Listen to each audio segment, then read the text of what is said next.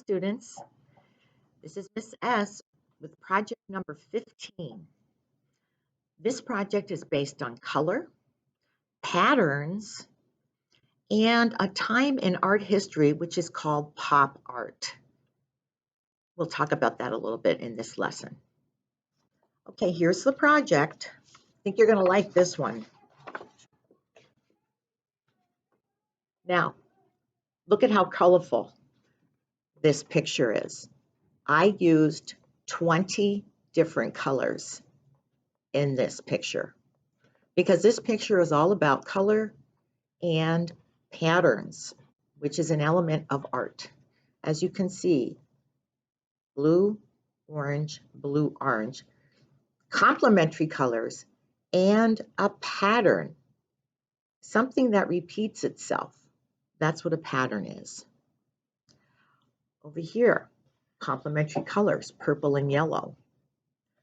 And there's polka dots that repeat themselves. That's a pattern. Now, if you look over on this side, I did the rainbow in the correct order. And then on the top, black and white, with a dog's face in the middle. Now, this project is pretty easy to do. And I do want to explain pop art while we're looking at this picture. In the early 1900s, which was a very long time ago, boys and girls, artists would do artwork and use very vivid, bright colors and put patterns all over and repeat things in the artwork. And they do like silly things like make a dog a different color, or they would use something else and make it a crazy color. This period of art was called pop art because it was very popular. So they shortened popular to pop art. I would like to do some art history classes with you once we get back in the classroom. Okay? Now, I'm going to talk about how to do this. And of course, I have drawn it for you. The first thing I want you to do, you're going to outline all of my my pencil lines with either a Sharpie or a black marker. That's going to give you good practice with your fine motor skills to make sure that you're following the lines correctly. You're going to take your time and stay on the pencil lines. Okay? Now, if you're having a problem doing this, you can certainly have a parent or a sibling or your EA, if you're here at school, give you a hand with this. But I really would like if you would try it yourself to see how you do. It won't take too long to do, but this is the very first step in doing this painting. I think I have most of my lines traced.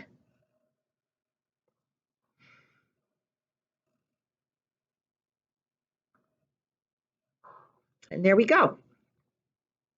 Now, the very first thing we want to do, we want to paint the middle of the painting first, because if we start with the edges, when we go to the middle, we're going to smear it with our arms. So we're going to do the dog's face first. So I'm going to start with my light yellow. I'm going to put this your way so you can see it. I'm going to do my light yellow first because we're doing the middle of the area and we're also doing the lightest colors first. Remember, I always told you we do the lightest colors first. So I'm going to start with the light yellow and then the peach tone around the eyes. And then I'm going to do the tongue and the nose and the ears. I'm going to let that dry so I don't smear it onto the rest of the painting. Let that dry. And then we're going to do the background.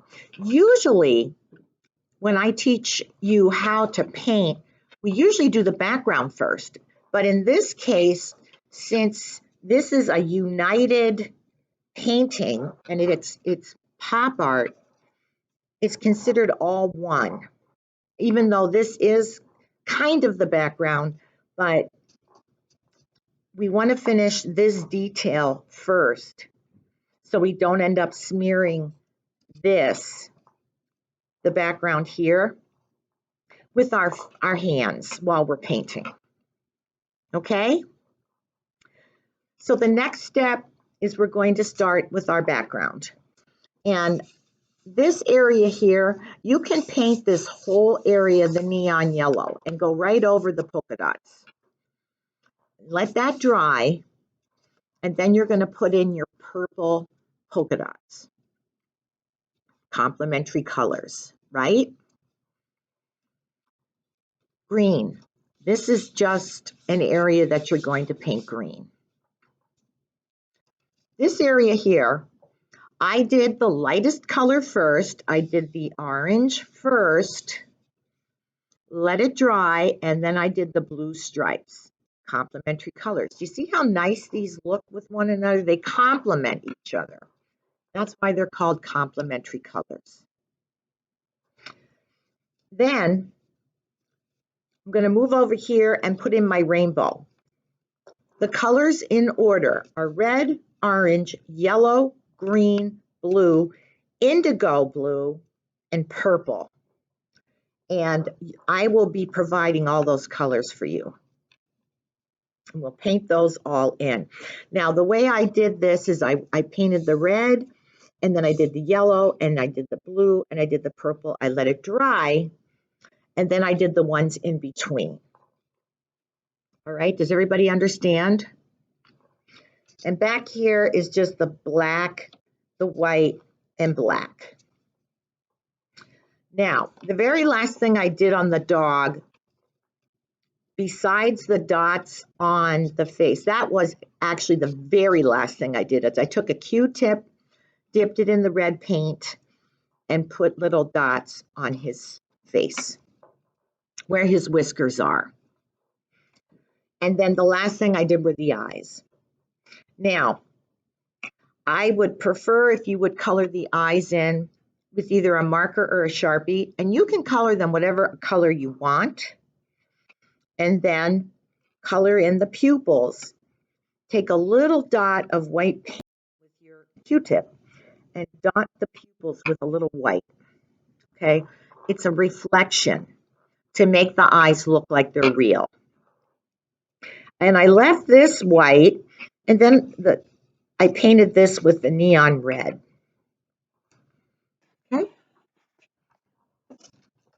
It's going to take some time, and it's relatively easy to do. Okay? It's not that hard. I know it looks complicated, but it's really not.